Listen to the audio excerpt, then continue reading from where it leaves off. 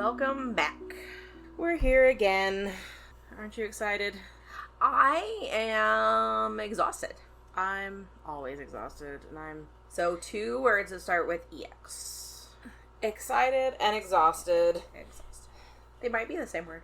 They could be. Well, we'll use them interchangeably because we're at least one of those things. Maybe both. You can be exhausted and excited. I think. It's hot. I think because I'm always exhausted, then I figure I can be exhausted in everything else.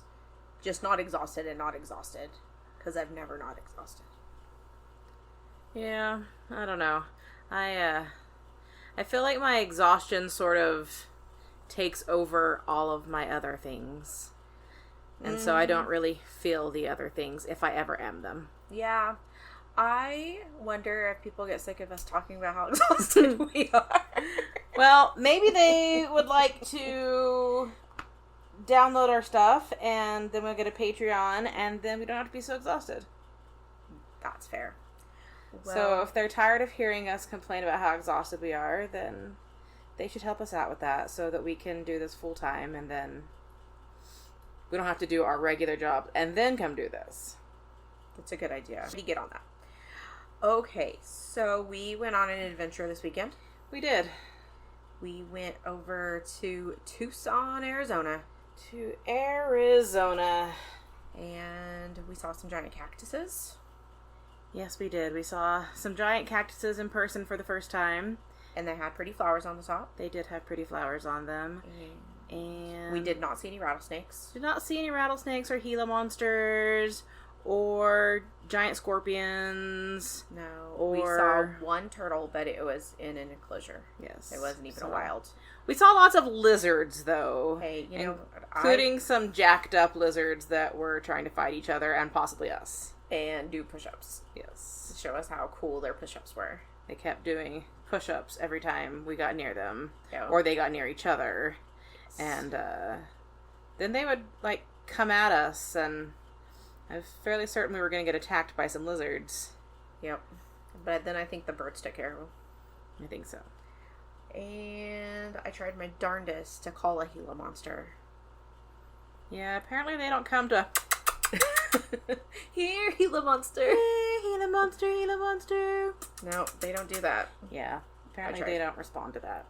And it was 1,000 degrees. It was, but it wasn't really any more 1,000 degrees than it is here. I was about to say, but it's 1,000 degrees here, so... And here we're having some, like, weird humidity today, I feel like. It was weirdly humid in Tucson, too, though. Like, I expected it to be drier, and... And I'm just now, because it is hot in here, I'm just now looking at the air conditioner and seeing that it's set at, like, 70-something. Which is no bueno. I know it's because for the daytime... like when nobody's here, but I didn't adjust it earlier, so it's hot in here because I didn't realize. I couldn't figure out how to turn the one down in the other room. It was so hot in there, and I finally got it on, but I definitely couldn't figure out how to make it colder. Well, I'm gonna turn this one down really fast because I'm gonna let this cat out. If she'll go. She's peeing on my butt. Zargo. No? Okay. Like I said, pain in the butt.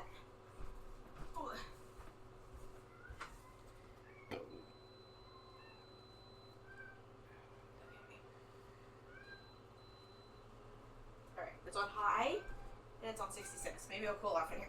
Maybe. So, anyway. It's hot. It's hot. Oh, there's a lizard on the bed. Yeah, she's our special guest this evening. I hope she has more to say than we do, because... She is definitely not impressed with me right now. She got up here, and she licked the wall, and then she snuggled down, and... that's it. She was on hold with the IRS for almost 2 hours. I've been hanging out with a very sick kitten. Yeah, so anyway, that was our exciting evening. Oh, well, we went and saw a podcast. We went and watched, and that's why we drink. Yes. That was the whole point of the trip, not the giant cactuses, or the 1,000-degree heat, or the Gila monsters. The fighting lizards. Yeah. And it was pretty cool. It was fun. It was fun. I think we had a good time. I laughed so hard I almost peed my pants. I almost threw up, but it had nothing to do with laughing. Yeah. It was just you. That was just me. I don't know what's going on. Being special. I felt real terrible. You don't travel well. I don't travel well. I'm like... Every time we go somewhere, you get sick. I was going to say some sort of, like, mayonnaise-y food. I don't really travel well. Right. Gross. Alright. Well, we're going to go on an adventure tonight. Oh, boy. Because of our trip. And I was tired. And I didn't feel like researching something new. And so, we had an episode that got lost to the audacity of audacity. Of audacity. And we never re-recorded it. And so I just decided that we would just do that again. I don't know how much of it you're going to remember. I don't know how much of it I'm going to remember. Sometimes I remember lots of things, and sometimes it's like a brand new experience. So. Because another fun fact is that I haven't read through these notes again. Okay. So, adventure time. Yes. We're like the bubblegum princess. Is that a thing? Princess Bubblegum. Oh, okay. And the guy with the crown? The Ice King? No. Doesn't the, like, square guy with the dog have a crown? He's not really square, and he wears a bunny hood. Oh, is it a bunny hood? Okay. Clearly, I'm well read. That would be Finn. Okay. What's the dog's name? Jake. Okay. And they're brothers. Oh, they're brothers? Yes. Okay. Jake's family found Finn when he was a baby and adopted him. The dog's family? Yes. Okay. Okay. See, I got into regular show. Adventure Time, not so much. It never appealed to me, and the little bit of it I've seen, I have not been impressed with. So, but that just reminds me of Gumball and Darwin. What does? That they're brothers. Oh, that they're brothers. Yeah. So, I don't know. But Darwin was the pet. Yes. And then he got flushed or something, and then he wanted to go back to his family, and so he grew legs and he walked back. Yeah, I haven't watched enough of Gumball for me to remember how that happened. Yeah, I think that's how that happened. But no, as far as I can recall, that's what happened on Adventure Time. They found Finn when he was a baby and adopted him. Alright, well, okay. Do you remember what the episode is? We've lost so many episodes that no. We've only lost one episode that we absolutely, lost. Then no. Okay, so it's a Stanley Hotel. Oh. Okay. Okay, yeah, I remember us doing that one. Okay.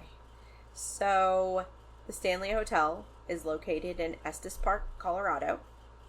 It is a 140-room, 11-building hotel that was the inspiration for Stephen King's The Shining. Yeah. I was watching a podcast the other day about some guy who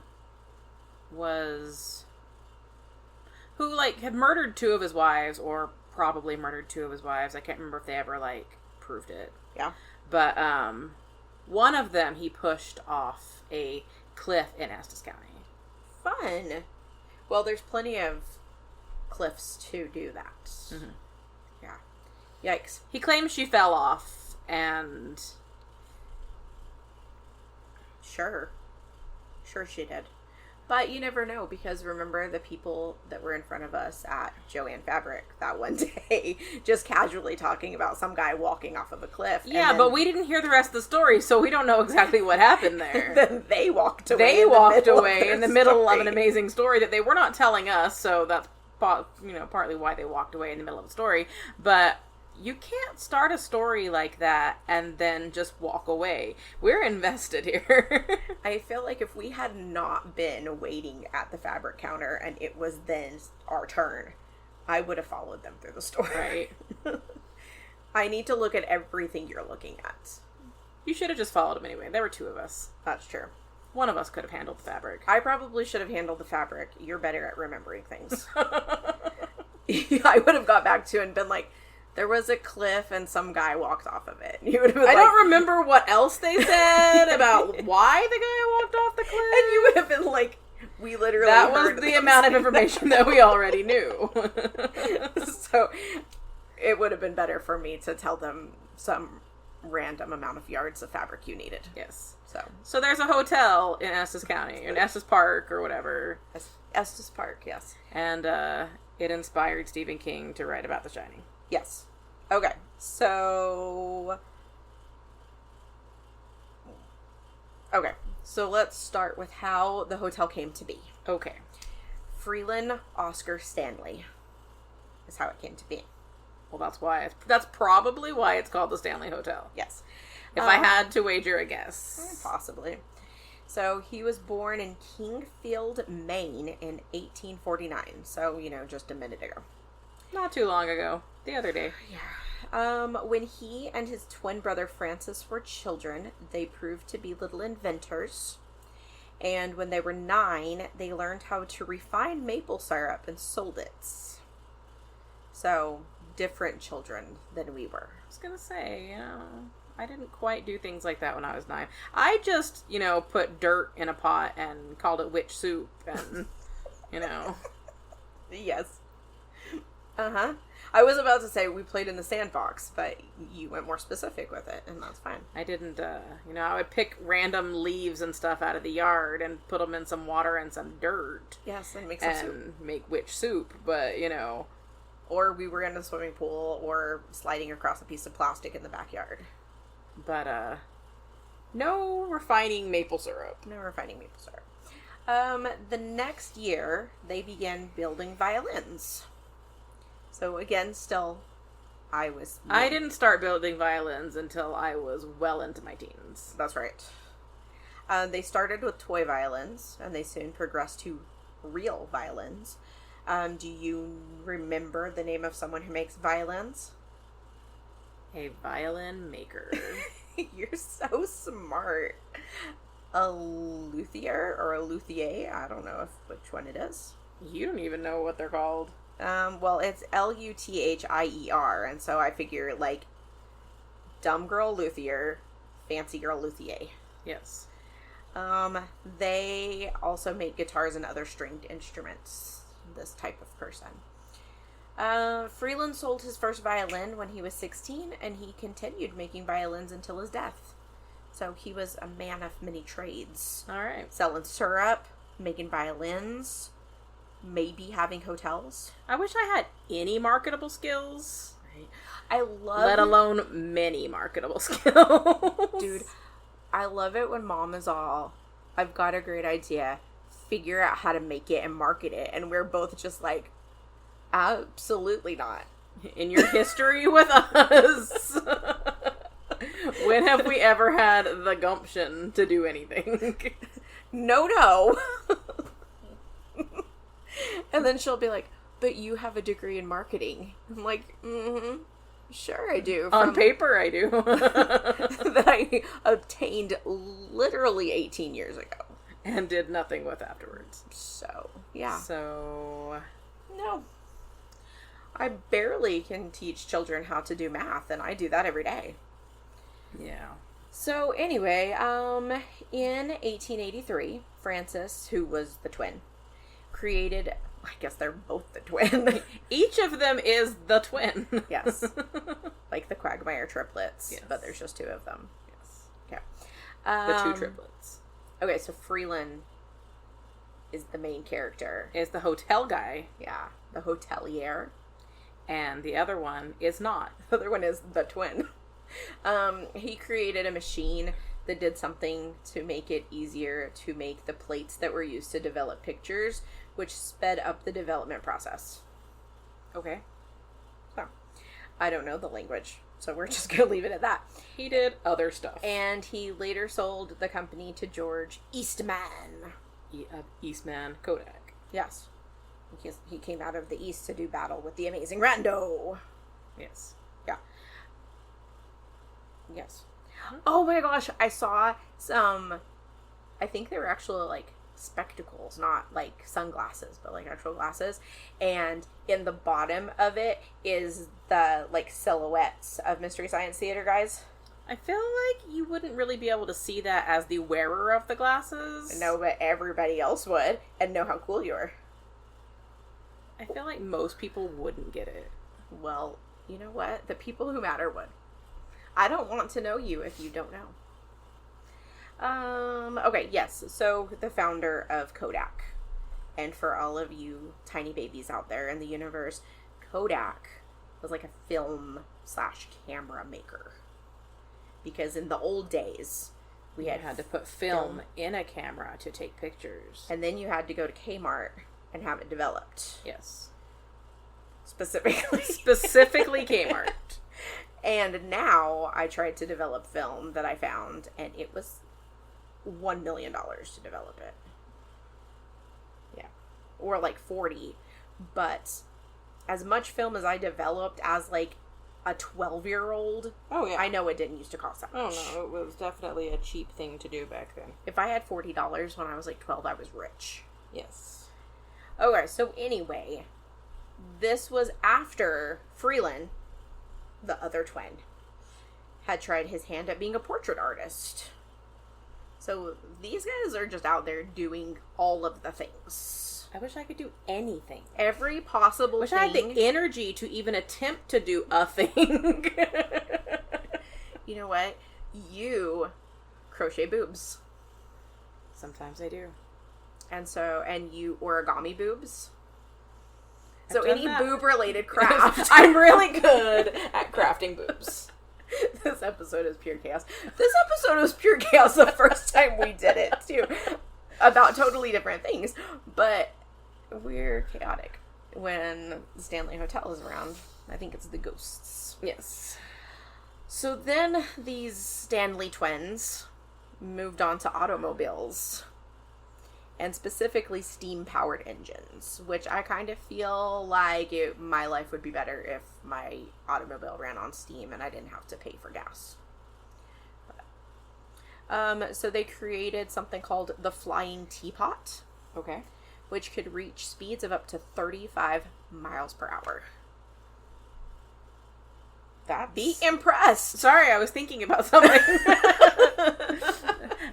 Yes, that is because speedy. In parentheses I know, because I was waiting for your reaction, and then you gave me no reaction. I might have given you a reaction the first time. This time, I was distracted by my thoughts. Okay, it's children who made an automobile called the Flying Teapot, which reached speeds of 35 miles per hour. My first thought is like, but how old are these children? It should be impressive no matter how old the children are. But my first thought is, but how old are these children? Yeah, but are they like little or? Okay, actually, let's do the math. Ooh, I have a graphing calculator right next to me. So they were born in 1849, and okay.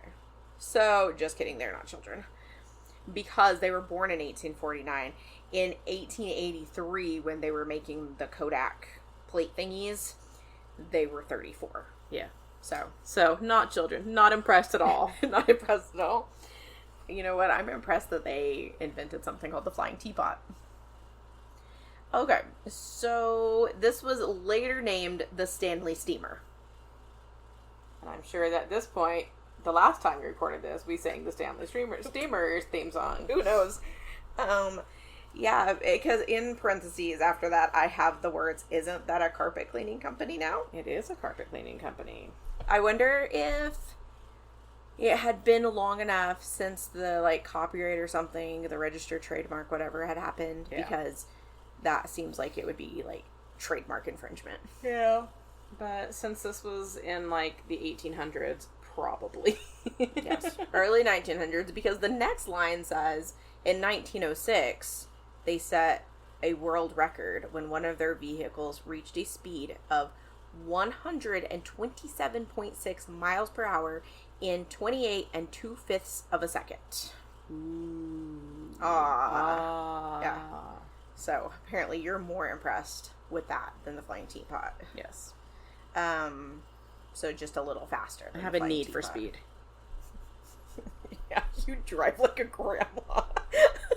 I actually drive the speed limit is the problem. You enjoy speeding. No way. I was driving behind you earlier and my car was all 53. I had my cruise control set at 55. Actually, I had my cruise control set at 56. My brand new car, the brand newest is wrong. one. No, it's not. It's the rightest. You're slow. No. I drive the speed limit. Actually, Mom drives like a grandma. Like she is one or something. Alright. Like she's an old lady or something. But she's like, oh my god, how did you get home so fast? I, went 55 down the highway. Or like today, she left before me and got there after all of us. Yeah, where was she? She takes 13th Street instead of 1st Street because she thinks that 1st Street is like the freeway. Oh, but crossing... Never mind. I know. Crossing the highway is terrifying. I don't like... That scares me way more than taking 1st Street, but... The speed limit on 1st Street's 35 miles an hour. Yeah. It's the freeway, guys. Yes. Freeway. Alright, so anyway. The Stanley Motor Carriage Company. Yes. So these are carriages. They were even responsible for supplying pumps to the Allies in World War I. Then came the invention of the electric starter and gas-powered engines, and steam was out. Ruined everybody's lives. Parsley soda was in. Yes. Dark is out. Natural light is in. If you know, you know. In 1924, the Stanley Motor Carriage Company folded, which is such a bummer because, again, I hate buying gas for my car. Mm-hmm. And just pouring some water in there and letting it steam seems like a better idea. Yeah. Seems more economical. And the environment would probably like it better. I don't know. I don't know how it works because, again, I am not an inventor. I don't know. Trains that were like steam powered were like powered by coal. And I don't know that that's great for the environment. Probably not. So. I know it's not good for the lungs. So. I don't know how easy it would be to keep your steam going in your car. I don't know. Without somebody shoveling coal into the engine constantly. I didn't even know coal was involved with this. So I don't know if it's involved with the cars. I'm just saying that that's, I think, how steam trains work. I don't know. And so just go to Walmart and buy some charcoal. Yeah. It's totally fine. Just go to Walmart. I am a genius. You solved it. I did. Okay, so that was... The world record was in 1906, so apparently we're rewinding 3 years. In 1903... Oh, and I literally wrote, I know this is earlier than all the rest of the things. Freelan contracted tuberculosis. The consumption. And so, you know what that means. That he had to move to the desert. He had to go west, young man. And so Freelan and his wife, Flora... That he had to move to Tombstone. Yes, except he did not. He moved to Estes Park, Colorado. Well, Doc Holliday moved to Tombstone. Well, bully for him. And then he got shot or something. Eventually. Ow! Sorry, that was a cat attacking me. She didn't attack you. She just tried to get in your lap. Well, that's the same thing. I hate that cat. And Billy the Kid's mom moved to New Mexico. I know. Well, and I was thinking about that too because I thought it needed to be like dry air and like the Rocky Mountains doesn't seem like the same thing. No. So, I don't know. But anyway, so Freelan, his wife Flora, they macked up. Yes. Big Mac Daddy. Oh my gosh. Apparently there are children who are like smooching in classrooms at lunchtime. Ew. Right? I mean, that's a thing you hear of in like books and stuff and like on teeny bopper TV shows, but ew. Yeah. I've heard this from like 3 different children at this point. Gross. Yeah, and they're all saying the same thing. They're all, it's disgusting. Why are they doing that at school? Gross. Yeah. So anyway, back to getting macked up in the mountains. They packed up and they moved to Estes Park, Colorado. And it was believed that the cool, crisp, dry air was the cure for tuberculosis. However, in addition to the air, Freelan was said to have wanted to die somewhere beautiful, and he went to the Rocky Mountains. So after his first summer in Colorado, though, he was seemingly cured. So it was kind of like, I'm going to Colorado to die, and then Colorado cured him. So maybe we need to go to Colorado. To cure us? Yes, of our exhaustion. I feel like now consumption is not tuberculosis, it's exhaustion. Yes. I'm consumed. Consumed with the exhaustion. Anyway, so he was cured and he was ready to move on to his next adventure because he, even with tuberculosis, has more energy than I do. Right? So a little bit about Estes Park. Yeah, I don't understand people like that. The town was established in 1859 and sits at a whopping 7,522 feet above sea level. It is about 70 miles north of Denver and is a base for the Rocky Mountains National Park, which was established in 1915 by, fun fact, Freelan Stanley and his associate B.D. Sanborn. Okay. The town was established in 1859. I think I already said that. I sure did. Prior to this, the land was inhabited by the Ute and Arapaho people and later gold miners. Because, go west, young man. Haven't you been told? California. I couldn't think of the next word. Full of whiskey, women, and gold. I could remember the gold part and I was lost with the rest of it. Man. I saw an AI TikTok that was like what celebrities who have died would look like today if they had not died. And one of them was Toby Keith, and he looked exactly the same as I was going to say, wouldn't he basically just look the same? He hasn't been dead that long. I know.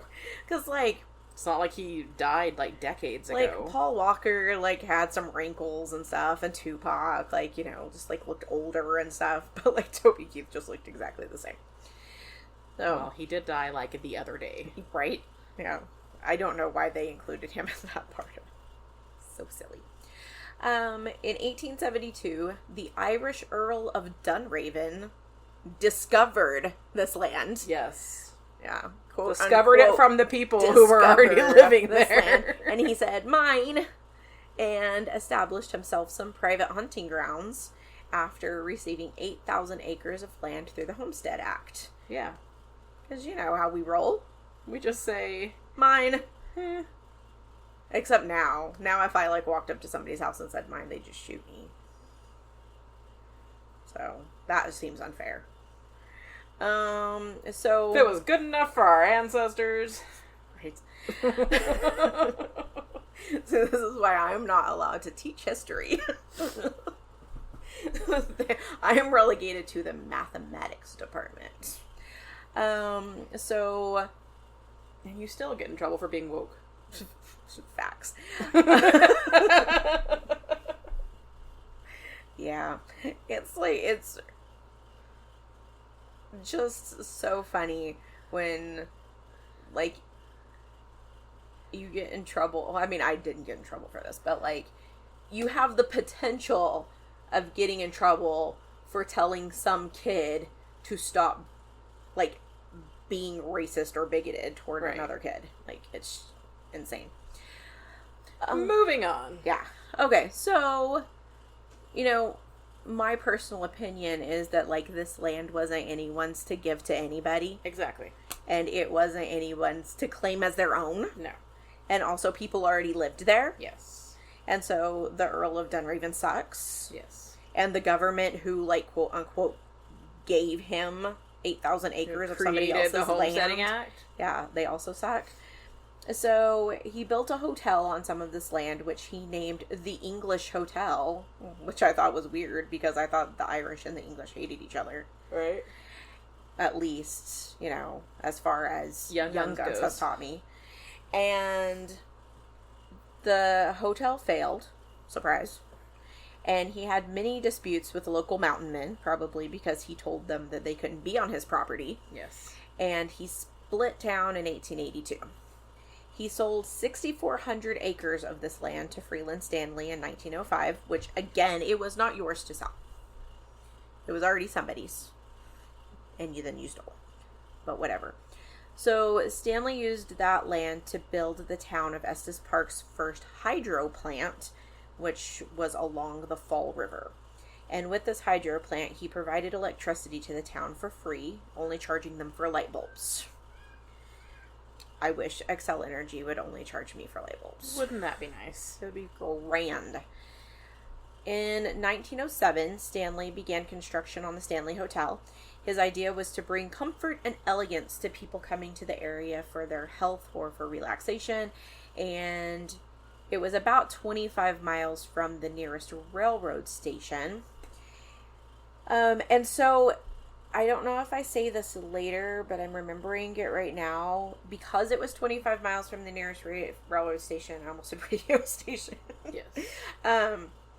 He had these little, his little Stanley steamer cars that would ferry people back and forth from the railroad or the railway station to his hotel and back. So we had hotel shuttles. Yes, basically. Mm-hmm.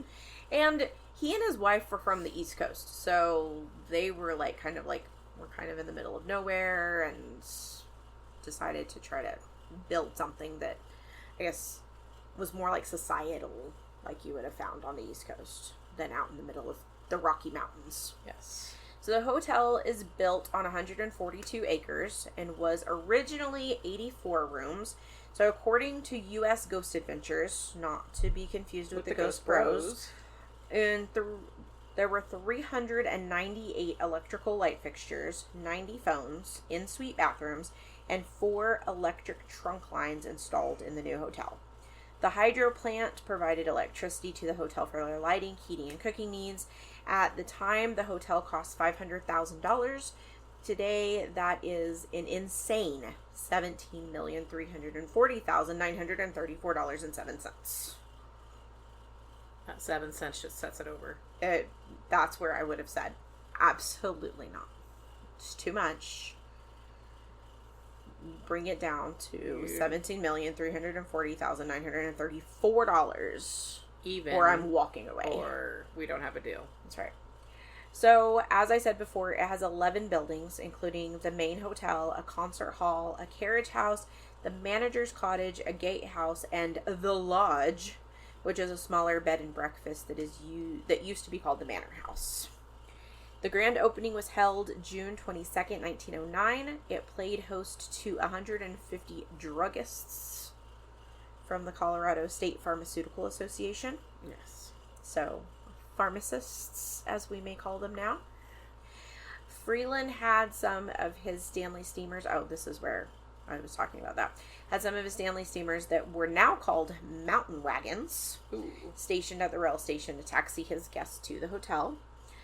On June 25th, 1911, at 7:50 p.m., an explosion occurred at the hotel. Kaboom.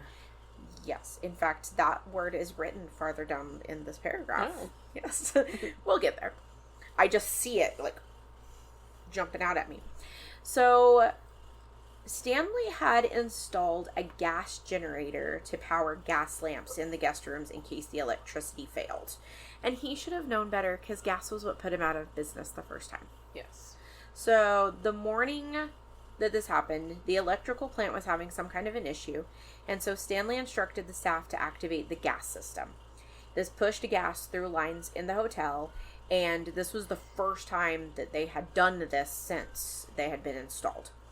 And there was a small gas leak that wasn't detected, because this was before they put the smell in the gas, so you didn't smell that there was a leak. And when a chambermaid was lighting a candle in room 217, kaboom! Kaboom. There were reports that a bathtub flew into the air, several doors were blown off of their hinges, and windows... No one was in the bathtub when it flew into the air. Maybe that's where the lady from The Shining comes from. Maybe. You threw me off. Sorry. My hinges. The windows on the ground floor were shattered. It destroyed approximately 10% of the hotel and caused about $10,000 in damage. $332,000 in damage in today's dollars. Yes. Weirdly, or miraculously, whichever side of that fence you fall on, the chambermaid, whose name is different depending on the publication, but I'm going to go with Elizabeth Lambert, survived the explosion. She plummeted through the floor into the dining room and broke both of her ankles. But, like, that was all could have been that worse. happened to her. Yeah. Some reports claim she was in a coma, but that isn't confirmed. But regardless, when she was able, she went back to work and stayed working at the Stanley Hotel until her death in 1950. Freelan Stanley paid for all of her medical bills and apparently promoted her to, like, head chambermaid. Yeah. Yeah. He paid for all of her children's college funds. He told her that she never had to light another gas lamp again. No. I would hope not. Mm-hmm. In 1926, Stanley sold the hotel to a private company to run it. It failed, and Stanley repurchased it in 1929. He sold it again in 1930. Before 1983, the hotel was only open during the summers and would close down for the winter. It's changed hands multiple times and is currently owned by the Grand Heritage Group, who purchased it in 1995. So, that was kind of the history stuff. And now the ghosties. Now let's get to the spooky stuff. So, first we have Elizabeth Lambert, the chambermaid from the explosion, who did not die in that explosion. But she did apparently die maybe at the hotel. I don't know. U.S. Ghost Adventures states that hauntings started almost immediately after her death. Elizabeth seems to haunt room 217, which was the explosion room.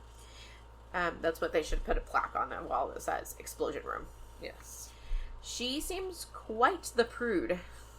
She pushes unmarried couples apart when they're asleep. If you happen to be a single man staying in the hotel, Elizabeth, or Lizzie as she's affectionately called now, steals their luggage and puts it in the hallway.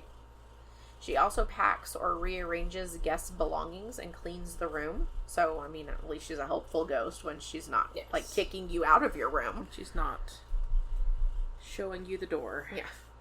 The fourth floor seems to have the most activity. In room 407, I hate this word, so mischievous ghost.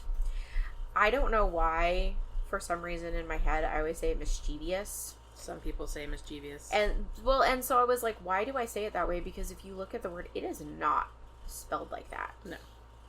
It's mischievous. But then again, I will die on the cross saying cactuses. Mm-hmm. Because cacti is a stupid word. It really is. And whoever decided that cactuses did not work as a word was stupid. Or, like, why aren't they gooses?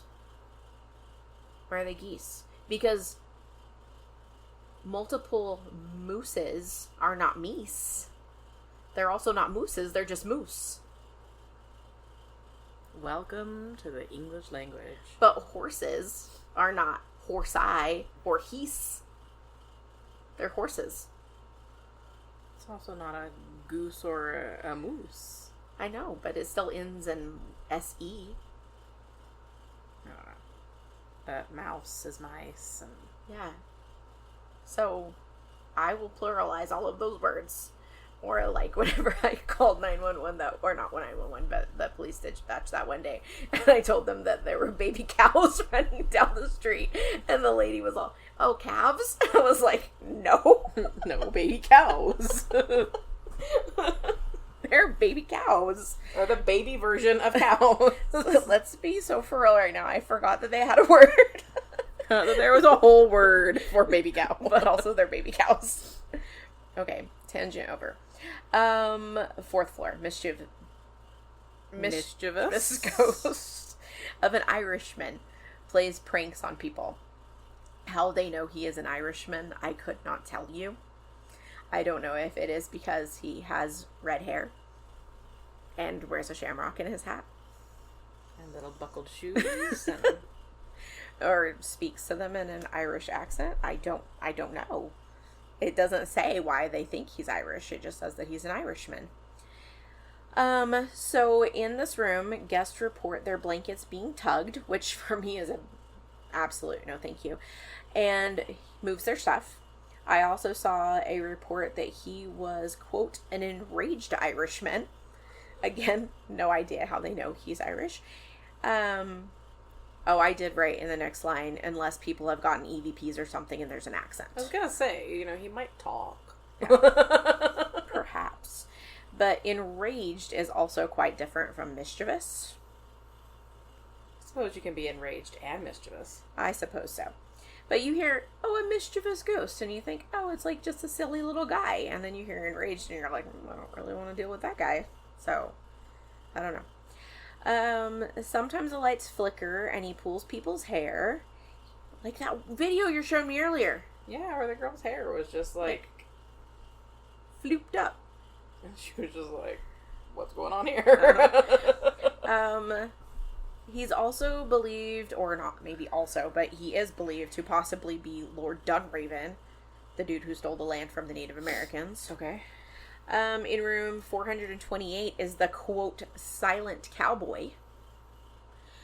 The apparition of a tall cowboy lives in this room. He is possibly the mountain man Jim Rocky Mountain Nugent.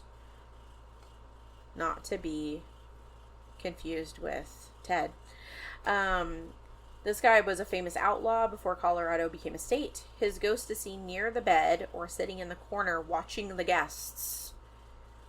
And I would really prefer him not to do that if I were in that room. Yeah, it's not creepy at all. Sometimes he sits on the foot of the bed. Just get to sit here and watch you sleep. Lady guests have Fine. also said that they've woken up to the feeling of someone kissing them in the middle of the night.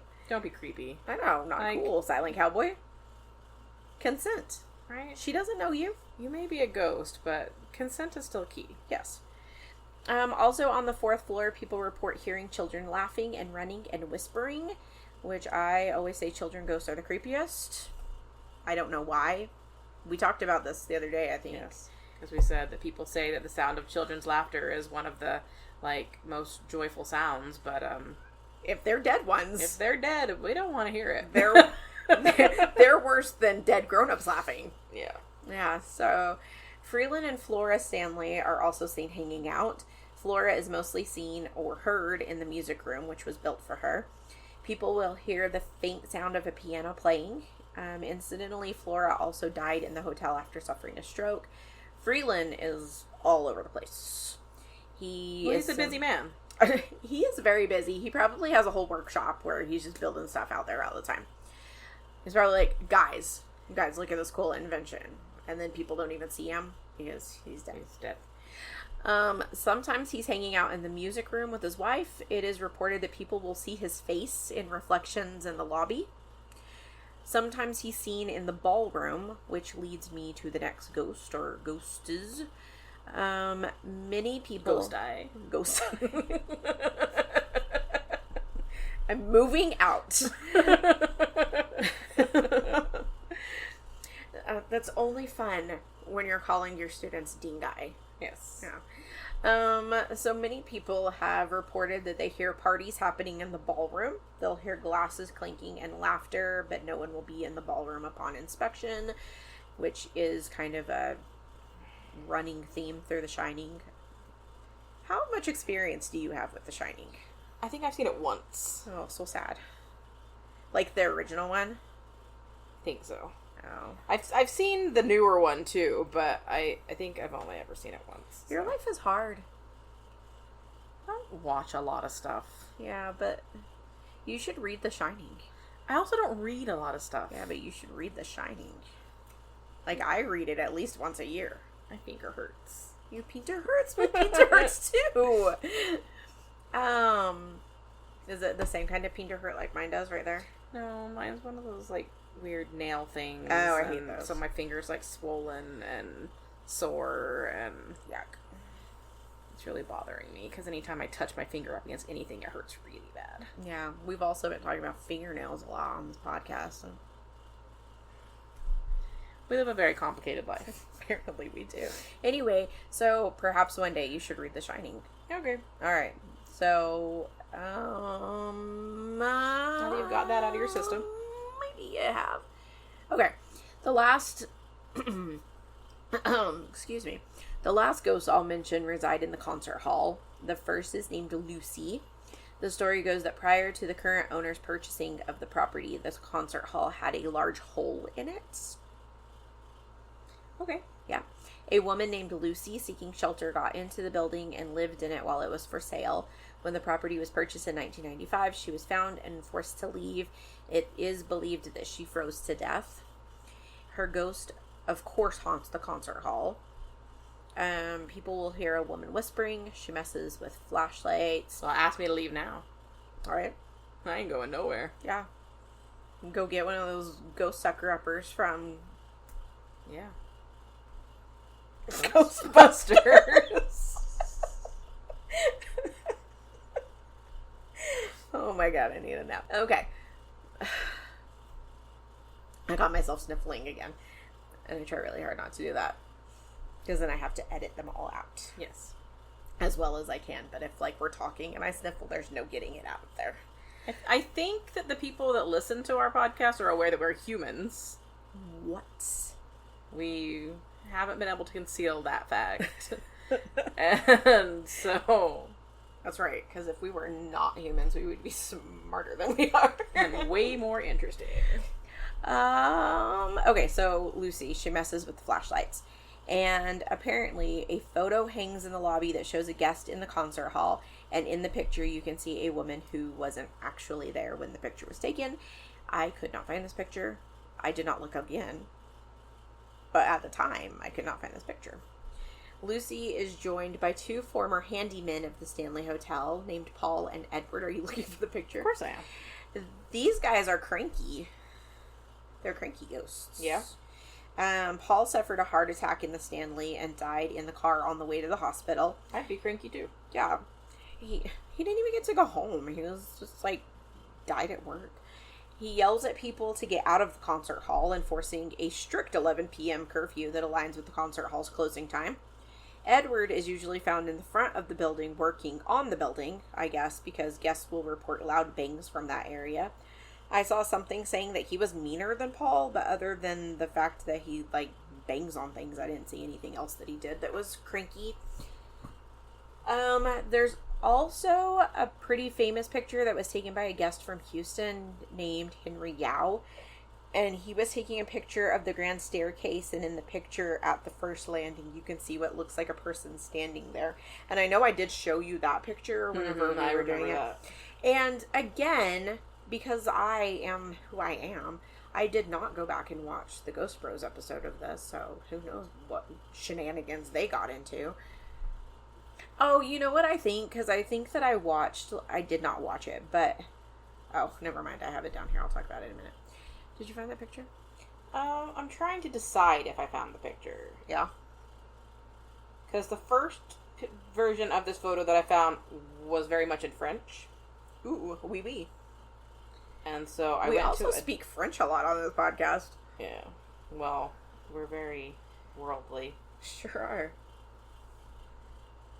But I don't know if this is the picture that they're referring to. Let's see. What does it say? Hold on. I scrolled. So, apparently a photo hangs in the lobby that shows a guest in the concert hall, and in the picture you see a woman who isn't there. Yeah, and like, I typed in Stanley Hotel Lucy photo, and this picture just keeps coming up. Oh, yeah. Probably. Especially because that one has an arrow. Mm-hmm. So, okay. Interesting. Send that to me so I can put it on. Okay. The things. Social media. That's what it was. Okay. So, what else did you find? I don't know. This. Oh. Because, like, this is the one that guy, Henry Yao, took. Mm-hmm. That, like, somebody's standing at the top of the staircase. But, yeah, that one's weird.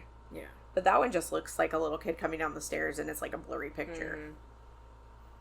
Like, they were moving while the picture was being taken. Mm-hmm. Everyone's a critic. Alright, so, that was all of the ghosties. Show's over. Show's over. Bye, guys. You want to talk about Stephen King now? Sure. Yeah. So, Stephen King and his wife Tabitha visited the hotel in 1974, and they happened to show up right before it closed for the winter, so they were the only guests. Now, in The Shining, Yes. the whole premise of the book, in case you don't know this story, is that there's this guy, Jack Torrance. Yes. And he was an English professor at, like, this fancy school. But he was a raging alcoholic. And he beat up one of his students. And he got fired from his job. And then he and his wife, Wendy, and their son moved to... I don't know if they moved to Colorado at that point. But... one of his friends gets him an interview or a job at this hotel, the Overlook, as the wintertime caretaker, because they close at the end of summer, and there has to be somebody on the property to, like, run the boiler and, you know, just, like, make sure that the roof doesn't cave in from the snow and the things. Right. And so he gets hired for this position.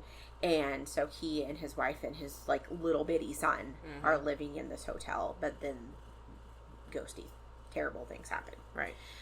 Okay, so Stephen King and his wife show up at the hotel right before it closes for the winter. So that's, you know, where that came from. Yeah. The only other people that were left on the property when Stephen and Tabitha stayed there were a housekeeper and a bartender. Stephen and Tabitha were in room 217, so I don't know if they asked for that room or if it was just a coincidence that it was the one that blew up. In interviews, he said that he was working on another book that he, like, didn't really love the setting of the book. And after Tabitha went to bed that night, he was wandering the halls, and he went down to the bar and was served by a bartender named Grady. Grady is a character in the book, but he's not the bartender in the book. He was, like, a previous caretaker of the hotel in the book. So he has said that at one point when he was in the room, he pulled the shower curtain back from the tub and had the thought, what if someone died in here? And so if you know anything about the book, you know that that's kind of a big deal, or the movie or anything. He said that in that moment, he knew he had a book. And when he and Tabitha ate in the dining room, all of the other tables had the chairs stacked on top of them, and there was a canned orchestral music piping through the speakers, which led to, like, an eerie atmosphere. And with them being the only ones there, and then all the tables are stacked up. And he's also quoted as saying, I dreamed of my 3-year-old son running through the corridors, looking back over his shoulder, eyes wide, screaming. He was being chased by a fire hose. I woke up with a tremendous jerk, sweating all over, within an inch of falling out of bed.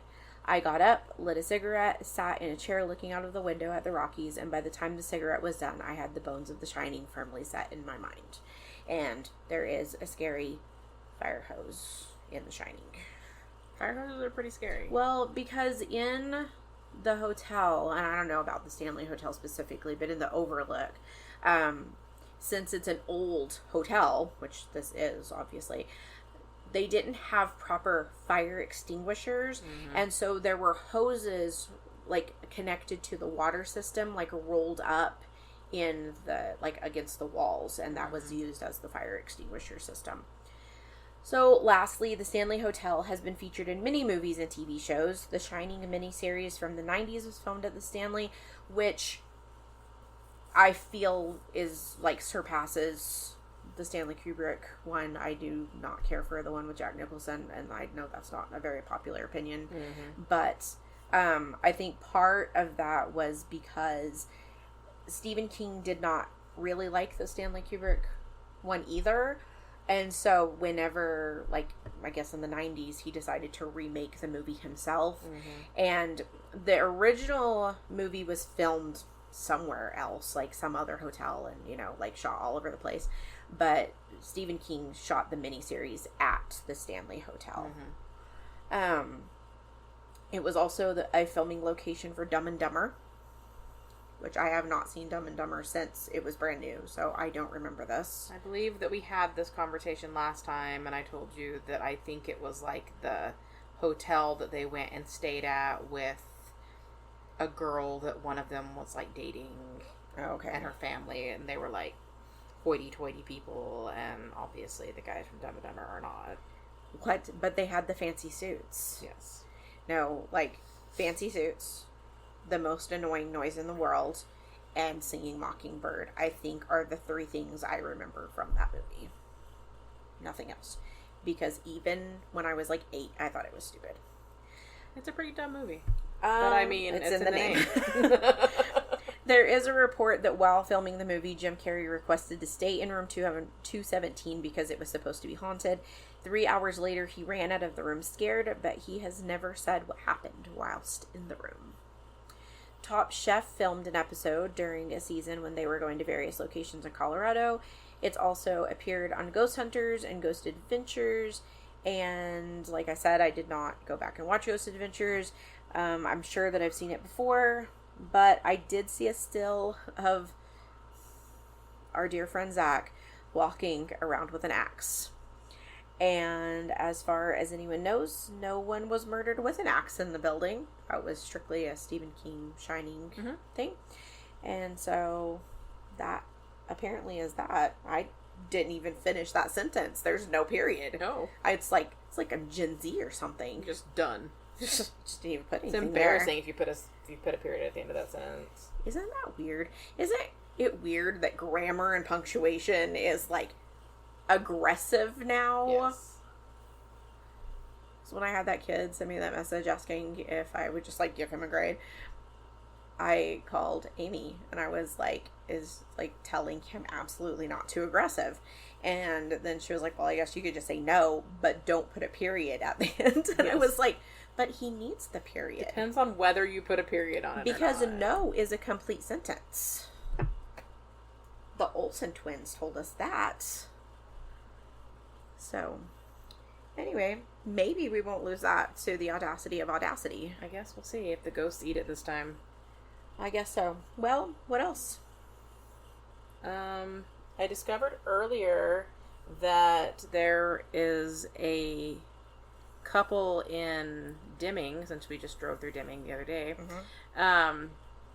who forced their 7 children to live in underground tunnels and did terrible things to them, and Eek. were recently arrested for this. You know, not fantastic things have happened in New Mexico. Yeah. Some downright weird and gross things happen here. I know, I was thinking... Like, it's definitely a story all on its own. Yeah. Well, it was funny because as we were driving home the other night, we passed the sign for Truth or Consequences in Elephant Butte. And so then I was like, well, you know, at some point I'm going to have to talk about David Parker Ray. And, yeah, my favorite episodes of Criminal Minds.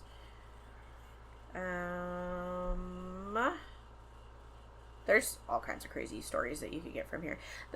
It was funny because, you know, we did Dean and Lingor when we first started, and then we talked about the St. James Hotel, and I had somebody that was like, oh, I love that you're, like, doing all these New Mexico stories, and I was like, I don't even want this to be, like, a New Mexico podcast. I know.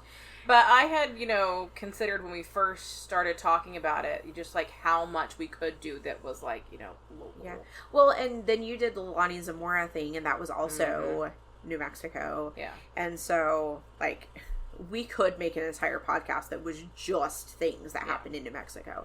But that probably could be said about anywhere, honestly. We just are more familiar with it because we're from here. I don't think I had anything else. My next story is a big one. It's taken me a long time to get together, so that's why I just haven't had the time or the energy to even try to come up with anything lately. So I'm still working on that one, so that's why I went back to this one, because I was hoping I was going to have it done for this week, but then with us being out of town, and then I had a lot to do the last couple of days for school, so yeah, I have not finished that one, but it'll be ready for next week, unless you come up with something first, and then I can put it off to the next one. Yeah. Anyway. It's almost summer vacation. It is. I mean, it's almost summer, but it's not really almost summer. We still have like a month until it's summer. Yeah.